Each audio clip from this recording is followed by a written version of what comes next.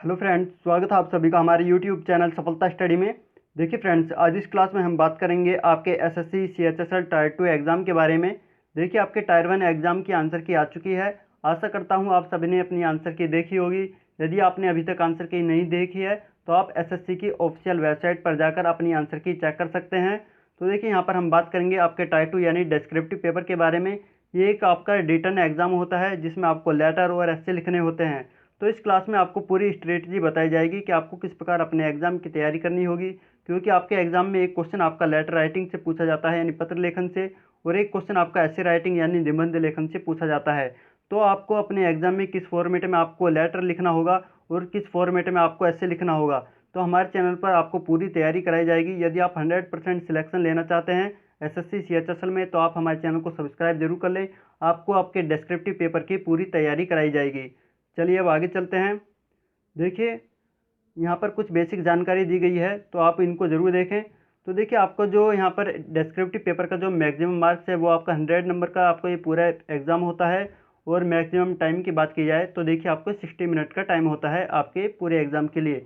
यदि बात की जाए कि कितने क्वेश्चन पूछे जाते हैं आपके एग्ज़ाम में, तो आपको बताया गया कि 2 क्वेश्चन पूछे जाते हैं। एक क्वेश्चन आपका देखिए लेटर राइटिंग से पूछा जाता है और एक क्वेश्चन आपका एस्से राइटिंग से। यहाँ पर टोटल दो क्वेश्चन हो जाते हैं। तो देखिए लेटर के लिए आपको 30 मिनट का टाइम दिया जाता है और ऐसे राइटिंग के लिए भी आपको 30 मिनट का टाइम दिया जाएगा। तो देखिए आपको जो लेटर होते हैं ये 2 प्रकार के आपके लेटर होते हैं। एक होते हैं फॉर्मल लेटर और एक होते हैं इनफॉर्मल लेटर यानी औपचारिक पत्र और अनौपचारिक पत्र। तो आपके एग्जाम में इनमें से कोई सा भी क्वेश्चन पूछा जा सकता है लेटर से, तो आपको पूरी तैयारी कराई जाएगी। चलिए अब आगे देखते हैं।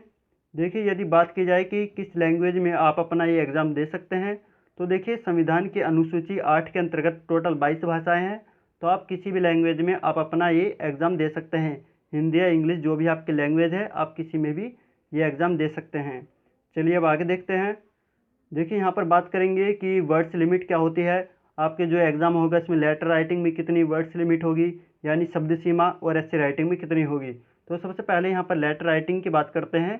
तो देखिए लेटर राइटिंग की जो ये वर्ड्स लिमिट है ये 150 वर्ड्स है।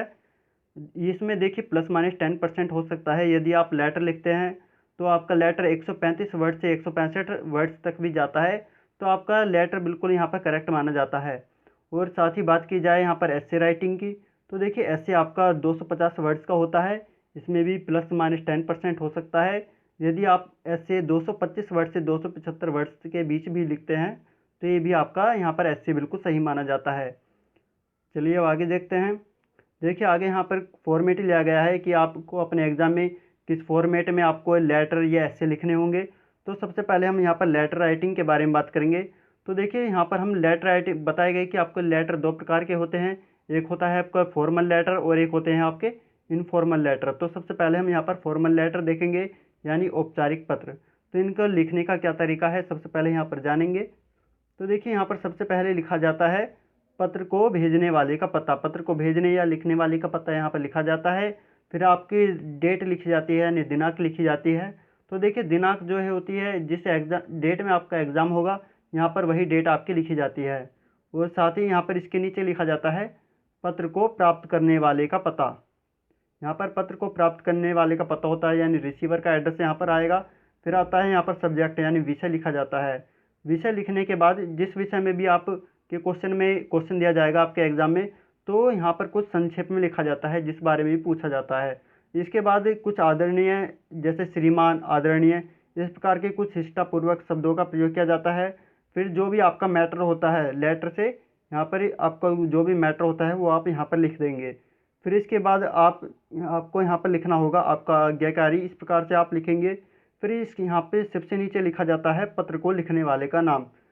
तो ये आपको डिटेल में बताया जाएगा कि आपको अपने एग्ज़ाम में यहाँ पर नाम लिखना होगा या फिर एबेस है, तो सारी जानकारी दी जाएगी। तो आप चैनल को सब्सक्राइब कर लें। और देखिए आपसे एक छोटी सी रिक्वेस्ट है कि आप अपने सभी फ्रेंड्स के पास इस क्लास को ज़्यादा से ज़्यादा शेयर कर दें। चलिए देखिए यहाँ पर हो जाता है आपका फॉर्मल लेटर। ये फॉर्मल लेटर का यहाँ पर फॉर्मेट है, प्रारूप है। आप देखेंगे आपका इनफॉर्मल लेटर यानी अनौपचारिक पत्र, ये आपके अनौपचारिक पत्र हैं। तो इसका जो फॉर्मेट है यहाँ पर सबसे ऊपर इसमें भी लिखा जाता है पत्र को लिखने या फिर भेजने वाले का पता यहाँ पर लिखा जाता है। फिर डेट लिखी जाती है। फिर इसमें देखिए एक मेन बात है कि इसमें पत्र को प्राप्त करने वाले का एड्रेस नहीं लिखा जाता है, केवल पत्र को भेजने वाले का ही एड्रेस लिखा जाता है। डेट के बाद इसमें यदि आप अपने मित्र को लिख रहे हैं तो लिखेंगे प्रिय मित्र, या फिर अपने पिताजी को लिख रहे हैं तो लिखेंगे पूज्य पिताजी।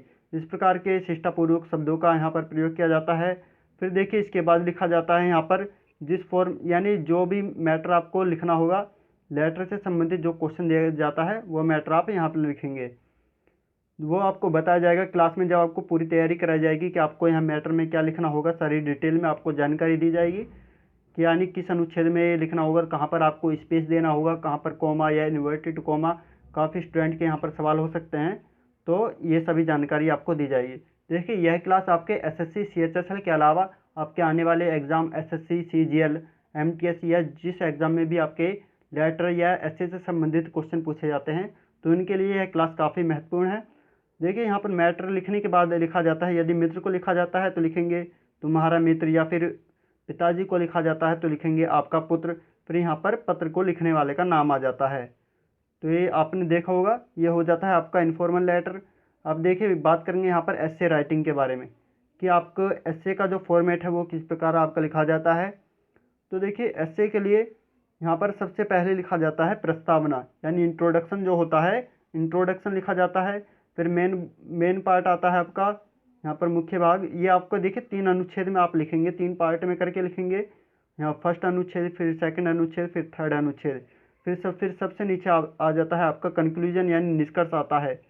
तो जो भी आपका एस्से का टॉपिक बनता है वो यहाँ पर आप सभी लिखेंगे, निष्कर्ष भी उसी के बारे में लिखा जाता है। तो देखिए हमने यहाँ पर आपको इस क्लास में आपको ये फॉर्मेट बता दिया गया है, आपको कुछ बेसिक जानकारी दी गई है। तो यह क्लास आपको कैसी लगी कमेंट करके ज़रूर बताएं। इस क्लास को लाइक कर दें और अपने सभी फ्रेंड के पास शेयर कर दें। लगभग आप अपने 20 फ्रेंड के पास इस क्लास को शेयर ज़रूर करें और चैनल को सब्सक्राइब जरूर कर लें, क्योंकि आपको यहाँ पर बिल्कुल बेसिक से सारी तैयारी कराई जाएगी। आपका जो डेस्क्रिप्टिव पेपर है इसकी पूरी डिटेल में तैयारी कराई जाएगी। तो आप चैनल को सब्सक्राइब कर लें और साथ ही सब्सक्राइब करने के बाद पास वाला बेल आइकन जरूर दबाएं, जिससे आपको आने वाली नई क्लास की नोटिफिकेशन सबसे पहले प्राप्त हो सके। तो चलिए इस क्लास के लिए बस इतना ही। Thank you.